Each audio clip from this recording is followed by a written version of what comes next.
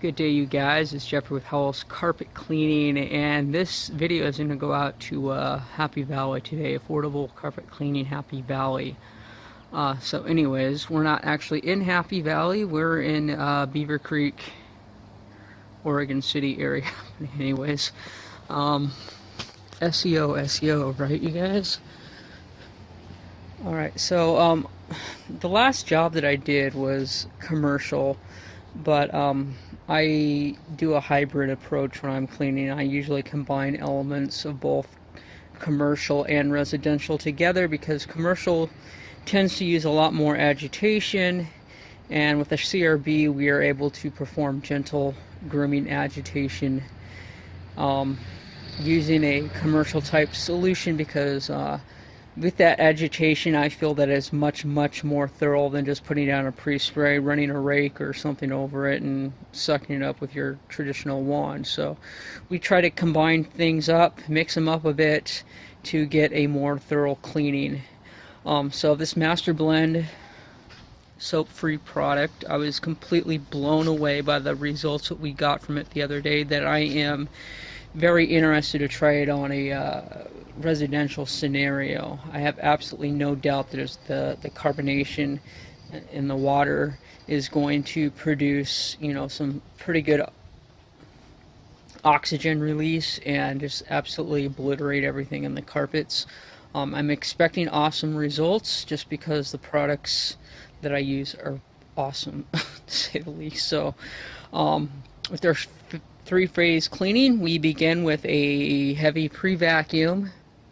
Then we go with the pre-spray solution, and our CRB hasn't been unloaded from the truck yet. And then after that point, we go through, we run our lines through the house and give it a quick steam cleaning, and that usually does a phenomenal job. Okay, so we are upstairs in one of the back bedrooms where we're going to begin. We're obviously going to need a good, thorough, heavy vacuum. But what I'm going to do right now is I'm just going to do a quick walkthrough when I'm looking for filtration lines around the corners, red dye. See, there's some yellow stuff that might be just from the dog. We'll get to that as we go along. Our carbonated solution will probably take care of that. Nothing out of the ordinary. So, you probably don't want to watch me going through doing a quick walkthrough, just looking for any troubled areas. If I see anything, spot anything of interest, I'll be sure to cue in on it. Not just debris and dirt. So, I'm going to go ahead and let you guys go and continue my walkthrough. It looks like we've got 1, 2, 3, 4, 5 bedrooms, a hallway, a stairway, and a couple rooms downstairs. Alright, a little bit of statistical information for you guys. Steam cleaning alone leaves about 60% of the debris in the carpeting, so that just proves the need for a good pre-vacuum. And you can see with this vacuum that we did, we pretty much filled this bag up to probably 85-90% of the way, so I'll probably get to change it out later today when I get back to the homestead and get a new bag in there and get it ready to go. But that right there, blah blah blah, tongue twister. But that right there is debris that otherwise would have been left in the carpeting with the hot water extraction. And you got to think, when you're rinsing with the water, that water is basically turning to mud, and they only get about 40-65% of that water actually still remains in the carpeting by the, with the steam cleaning. So it really has to do with how much are they rinsing, how many dry passes are they going. That's another thing I'd like to point out. A lot of your cheap carpet cleaners, will either not even do a dry pass, or they'll do a single dry pass. And a single dry pass or no dry pass is just leaving all that nasty, dirty water behind in the carpeting. So it's extremely important to get as much of that moisture out of there because it's removing dirt as well. Like I just showed you the bag, it's like 90% full of dirt, sand, hair, all kinds of debris that were in the carpeting. And that's stuff that was deep in the carpeting. It wasn't just surface debris. It was stuff way down deep in the carpeting that otherwise would still remain in the carpeting. So when you're talking about prolonging the useful lifespan of carpet fibers, you've really got to pull all that stuff out, or else you're just walking over it and shredding carpet fibers up. So to each their own. This is the route that I've chosen, and over 12 years experience of cleaning day after day after day, this is what I have come to realize in the carpeting, is just to get that debris up. A good vacuum cleaner will probably pull up 90% of that debris or close to it. So when you're going back and you're agitating that cleaning solution into your carpets and then rinsing with a hot water extraction, you're just pulling up, broken down residues and things at that time, and you're not even pulling out any debris in the carpeting. So especially when you're dealing with matted hair, you want to pull as much of that matted hair out of the carpeting, because traditional steam cleaning wand is not going to do anything in terms of pulling hair out of the carpeting. It's like taking a vacuum cleaner hose and trying to pull hair out of the carpet with a vacuum. It just doesn't work. There's got to be some sort of agitation, some sort of brushing, some sort of lifting to be able to pull all that matted hair out. So our next stage, which is our pre-spray and mechanical agitation, we will actually be pulling out matted hair as well as the vacuum. However, the mechanical agitation generally has a little bit better luck at pulling animal hair and matted hair out of carpeting, and I will show you that when we get to it. Moving on to phase 2 of the cleaning process, it's the pre-spray that we're going to be using. It's a special solution which causes soil suspension to occur, so any residue, sticky, gooey stuff in your carpet, this will release it so that it can easily be pulled out with our phase 3, which is our steam cleaning, so it'll suck it right up. So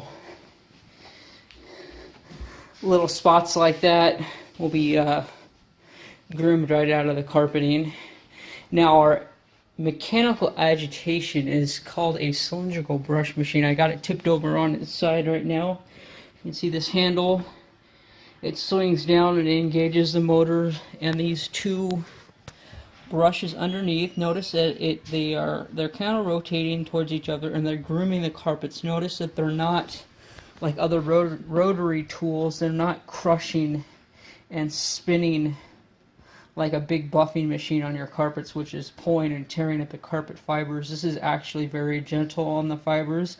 It's pulling the nap up into a natural upright position, and it's also like a fine-tooth comb pulling all that matted hair out of your carpets. And then what I do is I put a collection reservoir on the back end of the machine here. A lot of guys will use two. I've got a second one that I could use, but I leave that one off so that I can get close to walls and things without banging it into stuff. So it's just a safer way to go about cleaning it. And then again, everything will be picked up off the floor and thrown into this collection reservoir. And what will happen is it will pick up other heavier objects that the vacuum was not able to pick up. So larger, heavier debris such as possible sand and other grit and nasties that are in the carpeting will be pulled out with this machine. However, we did go over very well with that Kirby vacuum cleaner. We came at the carpets, most everything in 2 different directions. Well, I guess 4 directions: north, south, east, and west. So forward, backwards, left, and right. Just to get everything up as good as we can. We put it at an optimal level, and I did notice that the vacuum most of the time was pulling up on the carpeting, which is good because that's what causes the little mini earthquakes, shakes debris out of the carpeting, and then sucks it up with the suction and the airflow generated by the vacuum itself. So I think we did a very good job. Got a Kirby bag out of the carpet. So we'll go ahead and do this room by room and look at some results as we move along. Be right back with you.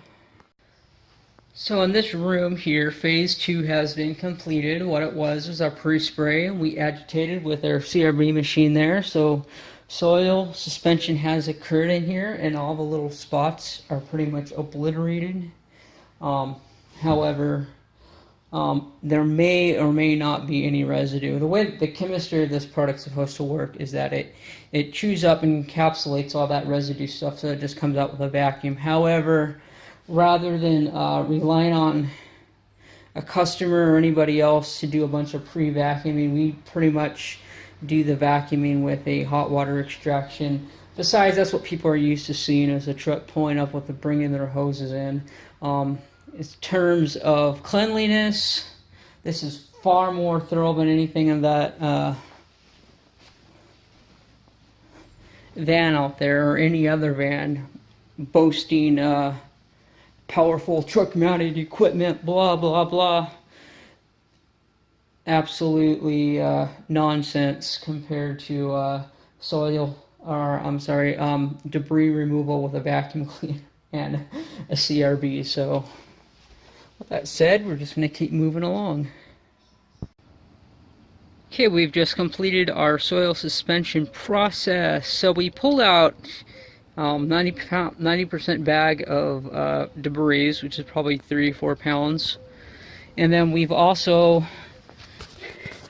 got this nice guy here. It's just a bunch of matted lint and hair.